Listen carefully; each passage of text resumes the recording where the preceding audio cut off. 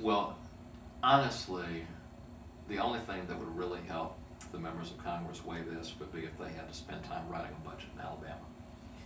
Governor Riley has gotten to the non-ideological place that he is on stimulus because he has to craft a budget. And when you're sitting down to craft a budget, and your Medicaid commissioner is coming in and saying, Governor, we're out of money and we're in a hole, and if we cut anything, we lose our federal eligibility because we're bare bones already.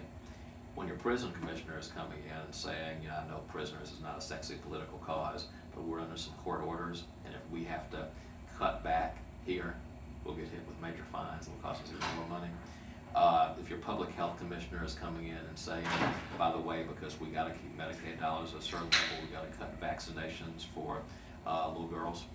When those things are happening, you stop looking at the world in an ideological way. And I give Governor Riley a lot of credit, frankly, for being open about his position on this, or reasonably open.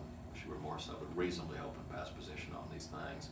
And candidly, I wish my colleagues understood how important this is for Alabama. These are the consequences. Right now, we have 12.6% proration education. Rainy day fund cut down to 5.6. This would take us from proration to a $100 million increase in education funding. Stimulus would.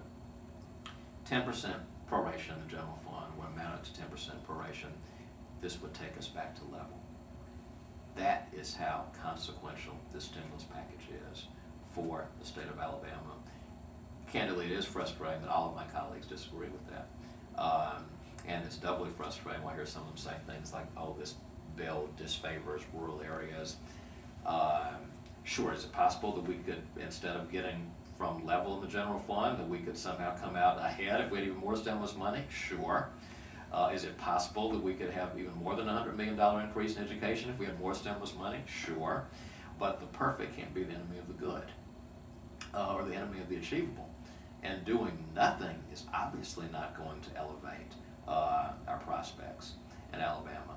So I have candidly been as frustrated by the congressional reaction to the stimulus plan as anything other than the S-chip vote a few years ago when several members voted against S-chip, and that was frankly frustrating.